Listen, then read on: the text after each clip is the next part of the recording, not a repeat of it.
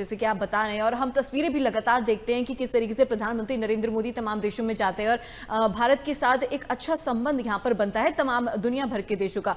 तो पहले के मुकाबले अब कितना डिफरेंस देखने को मिला, आपको क्या लगता है? देखिए, मैं दीपाली जी, मैं जी इंडिया के करीब 15 साल रहा हूँ, जी। 12 से 15 साल। मैं 80 कंट्री से ज्यादा घूम चुका हूँ। अमेरिका, यूरोप और सिंगापुर में रहता था एज ए रेजिडेंट। जी। तो मैं दुनिया घूमने के बाद मैं आपको बताऊं, जो आज भारत का स्टैचर है और जब होता था, आसमान और जमीन का फर्क है। राजा भोज और गंगू तेली वाला फर्क है। राइट। आज भारत को एक महाशक्ति देखा जाता है, भारत को एक पावरफुल हाउस देखा जाता है। मैं आपको बताऊं, आप 25 सेक्टर उठा के देखिए, 20 से 25 सेक्टर, भारत हर एक सेक्टर में नंबर 1, नंबर 2, नंबर 3 या नंबर 5 पे है। बिल्कुल। पहले आपके पास एक आईटी सेक्टर होता था, लेने एक आईटी सेक्टर जो हमारा एक कहते हैं ना फेदर इन द कैप होता था, भारत यानी कि आईटी।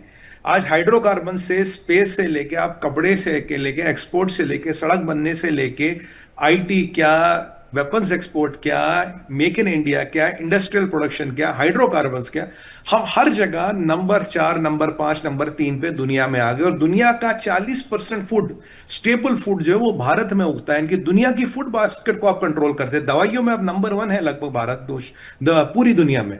तो जो भारत पहले एक क्षेत्र, एक इंडस्ट्री तक सीमित था, आज 25 इंडस्ट्रियों तक सीमित है। यानी कि अगर आपका 25 इंडस्ट्रियों में नंबर 1, 1, नंबर 2, नंबर 3 है, तो पूरी दुनिया की आप पे निर्भरता बढ़ती है। जी। जितनी दुनिया की आप पे निर्भरता बढ़ती है, उतना आपका स्टैचर, उतनी आपकी इज्जत बढ़ती है। अब देखिए, वही वाली बात है, जो पापा होते हैं पूरे घर का पालन पोषण करते हैं, तो सब ऐसे खड़े होते, पापा आ गए। तो वही वाली बात है कि जितना भारत लोगों के लिए मदद करता है, भारत क्या है, सनातनियों का मुल्क है, वासुदेव कुटुंबकम का वाला मुल्क है। भाई, हम तो हर एक की सहायता करते हैं, चाहे दुश्मन भी हो, अगर वो आपदा में हम सहायता करेंगे। तो जब आप इकोनॉमी को कल्चर और एक इथॉस के साथ आगे चलाते हो, तो एक अलग ही किस्म का वर्चस्व बनता है। इसमें चाइना वाला अवसरवाद नहीं देखा जाता, जी। इसमें अमेरिका वाला मौके पे चौका नहीं देखा जाता। इसमें एक ह्यूमैनिटी, एक सनातनी वैल्यूज जो भारत ऐसी सोने की चिड़िया नहीं था, तो जो वो वाले वैल्यूज है, उनको धीरे धीरे धीरे धीरे वर्ल्ड फिर मान रहा, फिर एस्टैब्लिश कर रहा है। ये मैंने बहुत फर्क देखा। प्रधानमंत्री जी जब से आए हैं, आप देखिए ना, इकोनॉमी वाइज हम कितना आगे गए, फॉरेन एक्सचेंज वाइज हम इतना आगे गए। आज भी दुनिया की ऐसी तैसी हुई पड़ी है, हमारा इकोनॉमिक आउटलुक 7.1 से 6.4 पे आ गया है। तब भी फास्टेस्ट ग्रोइंग इकोनॉमी, सबसे बड़ी फास्टेस्ट ग्रोइंग इकोनॉमी। और परमात्मा की कृपा रही, दुनिया की अधिकतर कंट्रियां रिसेशन में जाएंगी अगर ये युद्ध चलता रहा। भारत एकमात्र कंट्री होगी जो 6% से ऊपर की ग्रोथ से बढ़ेगी, और भारत का वर्चस्व और भारत का अब स्वाभिमान बढ़ता रहेगा। और यहां मैं एक बात जरूर बताना चाहता हूं, जी। देखिए, कल हमारे देश में 3 रुपए बढ़ाए गए पेट्रोल के, 3 रुपए, जी। यानी कि 3% हाइक हुआ। अमेरिका जो कहता कि मेरा 2% एनएचबी स्ट्रेट ऑफ हॉर्मोस में नहीं, 34% प्राइस बढ़ा, 45% प्राइस बढ़ा उन मुल्कों में जहां तेल ही तेल है। हमारे देश में मात्र 3% बढ़ा है, जो दुनिया में सबसे कम है। तो कहीं ना कहीं भारत की अर्थव्यवस्था में, भारत की सरकार में वो सामर्थ्य था। इतना बड़ा जियोपॉलिटिकल झटका सहा और देश के लोगों तक की आंच नहीं आने दी। देखिए, ये काम सभी होते जब आपके पास एक रणनीति हो, एक राजनीति हो और एक कुशल आपका विजन हो। एक विजन इंपॉर्टेंट होना है और उसके अंतर्गत काम करना, और वक्त रहते। एक अंग्रेजी में कहावत है, make hay while the sun shine, यानी कि अगर आपको धान की खेती करनी हो, घर भरी दोपहरी में ही होती है। रात के समय धान नहीं उगाया जाता, वो पौधे उगेंगे नहीं, वो पौधे चढ़ेंगे नहीं। अभी मौका है, अभी मुश्किल है, तो आप अभी आने वाले समय को अच्छा बनाने की व्यवस्थाएं करें, उसमें जुट जाए। और यही हमें मोदी जी के ट्रिप से मिलता है। 3-4 दिनों में 5-5 देशों का दौरा करना, वापस जी। आना, काम करना, मजाक थोड़ी ना ये। और हर दौरे के बाद आपके फाइनाइट अचीवमेंट्स है, इसमें ये अचीव किया, ये अचीव किया, ये अचीव किया। ओवरऑल देश और देशवासियों का मान सम्मान और स्वाभिमान बढ़ा है और बढ़ता ही रहेगा। जी बिल्कुल, दुनिया भर में जो है भारत का डंका इस समय बच रहा है। बिल्कुल। सर, अगर भारत की बात हो रही है तो क्यों ना पड़ोसी मुल्क की भी बात कर ली जाए, क्योंकि जनरल उपेंद्र द्विवेदी ने साफ तौर पर पाकिस्तान को अब कड़ी चेतावनी दे दी है। ऑपरेशन सिंदूर से इससे कहीं ना कहीं लिंक करके देख सकते हैं। तो कड़ा संदेश, कड़ी चेतावनी पाकिस्तान को। लगता है कि पाकिस्तान अपनी हरकतों से फिर बाज आएगा? जी, पाकिस्तान कभी नहीं सुधरने वाला मेरी बहन। देखो, पाकिस्तान का सोर्स कोड ही वैसा है। जी। अब देखिए, अब मैं कहना नहीं चाहता, चलिए, अब कुत्ता तो भौंकेगा ही ना, और क्या करेगा भाई, वो गाना तो नहीं गा सकता ना। पाकिस्तान वो है जो यही करेगा। पाकिस्तान बना है हिंदू हेट्रेड पे, पाकिस्तान बना है गजवाए हिंद के मोटिव पे, पाकिस्तान बना है जहाद के मोटिव पे।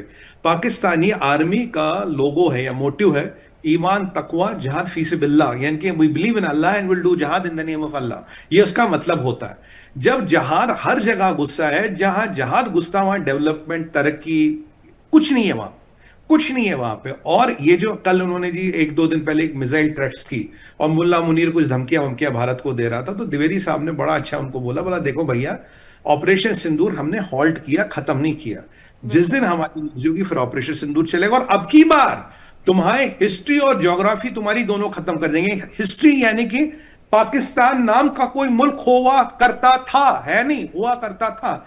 ज्योग्राफी जो पाकिस्तान की ना, इतना सा छोटा सा नन्ना सा मुन्ना सा, ये 5-6 मुल्कों में टूटेगा तो पाकिस्तान नाम का मुल्क भी खत्म होगा। जिन्ना का पाकिस्तान फेल हो चुका, पाकिस्तान का आइडिया, पाकिस्तान का कॉन्सेप्ट, पाकिस्तान का अस्तित्व फेल हो चुका।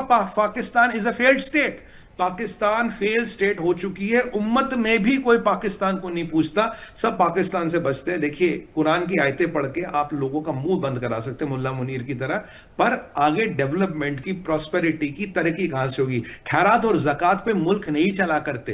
खैरात और जक़ात चलिए, कहा तो आप कमजोर थे, नया नया मुल्क था, थोड़ा आपने हेल्प ली। अगर आपका परमानेंट ये कि कहीं जहाद हो रहा वहां से पैसे कमा ले, कोई खैरात दे दे वहां से पैसे कमा ले, जहाद करके पैसे कमा ले, आज उससे उधार पकड़ ले, कल उससे उधार पकड़ ले, जिसका बेवकूफ बनाए कल उसका बेवकूफ बनाए, और जब हम पिट जाए तो भाई 2-4 कुरान की आयतें सुना दो, जहाद वाद की बातें कर लो, लोगों का बेवकूफ बना लो, दुकान चलाते रहो। यही तो पाकिस्तान के जनरल करते हैं। भाई ये मुल्ला मुनीर भी क्या करता है? आप देखिए पाकिस्तान में ये परिस्थिति है। मान लीजिए आपने उनसे सवाल पूछा कुछ, वो आपको 4 कुरान की आयतें बता देंगे। अब आपको ताली बजानी पड़ेगी। क्यों? अगर आपने ताली नहीं बजाई, पाकिस्तान में रूल है ब्लास्फेमी का, यानी कि आप पे आपने दीन की तौहीन की है, और दीन के अगर ब्लास्फेमी का चार्ज लग गया दीपाली जी, जी। आदमी थाने तक भी नहीं पहुंच पाता, लोग रास्ते में निपटा देते हैं, चाहे वो कोई भी हो। तो ये जो मुल्ला मुनीर है, ये बहुत डेंजरस कॉम्बिनेशन है। आधा मौलवी है, आधा जनरल है, ये तो आतंकवादी है यूनिफॉर्म में। ये बड़ा इस्लाम और कुरान और इस सब चीजों का मिसयूज करके अपनी दुकान चलाता है। ये इसीलिए पाकिस्तान से आप कोई अपेक्षा ना रखे, जब तक इस मेंटेलिटी के लोग वहां बैठे, जब तक ये पॉलिटिशियन वहां बैठे, आप कोई अपेक्षा ना रखिए। हाँ, लोग बदल जाए, हो सकता संभावनाएं बने। फिलहाल जो लोग हैं उनके होते हुए दीपाली जी कोई संभावना होने का तो चांस भी नहीं है।